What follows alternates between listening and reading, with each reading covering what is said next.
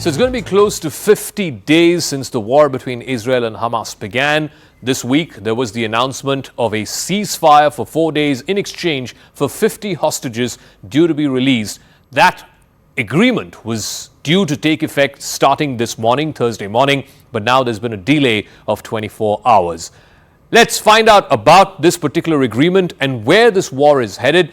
Eylon ALevy is the Israel government spokesperson. He's the spokesperson for the current wartime cabinet headed by Prime Minister Netanyahu. Thank you very much, Mr. ALevy, for speaking with us here on CNN News 18. This ceasefire deal for 4 days in exchange for 50 Israeli hostages, many of them women and children, to be released, it was supposed to have come into effect starting today, Thursday morning, but it's been delayed by a day. It's been delayed, pushed back by another 24 hours. Do you know what is the exact reason and what is causing this delay? It's been nearly 50 days now that Hamas has been holding 240 innocent people hostage. Hamas can release them any moment it wants. It could have released them yesterday, the day before. It could have released them on October 7th or never taken them hostage. And every additional moment, every additional minute that Hamas doesn't let those poor, vulnerable children go is another moment that it continues to psychologically terrorize those children's families who know nothing about the condition of the hostages. They don't know what physical condition they're in. They don't know about their emotional or psychological condition. And it's another moment they terrorize the people they are holding hostage. They don't know what has happened to their families, the families who were massacred on October 7th. And we're going to continue putting military pressure on Hamas to release all of our hostages, because that is the only thing that the evil terrorists who perpetrated the October 7th massacre will respond to.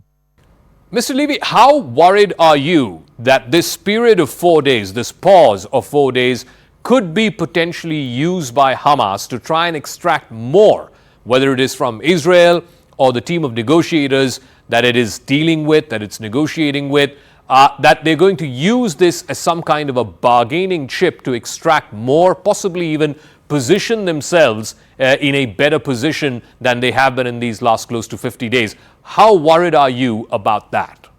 We would prefer to continue putting unrelenting military pressure on Hamas to destroy that terror organization. But we have two goals in this war: to destroy Hamas so it can never do another October 7th massacre, and to bring back our hostages.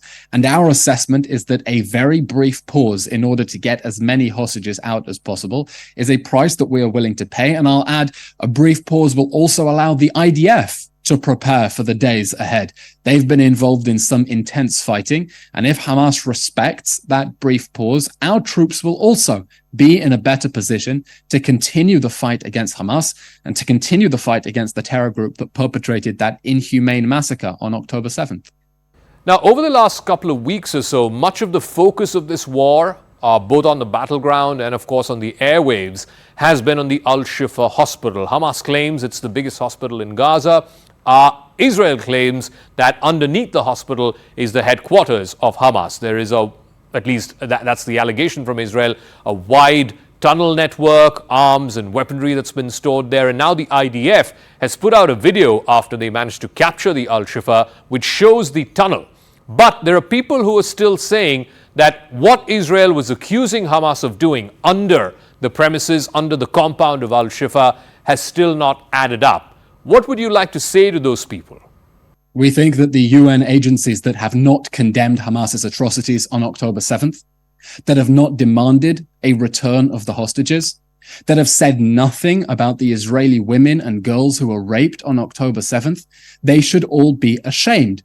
We think that the UN agencies in the Gaza Strip that knew that Hamas was using the Shifa hospital as a terror headquarters, that knew that it had tunnels under the hospital and said nothing, should be ashamed. We're demanding global accountability from these institutions. We think they look very silly now. We're asking, what did you know? Why did you not say anything?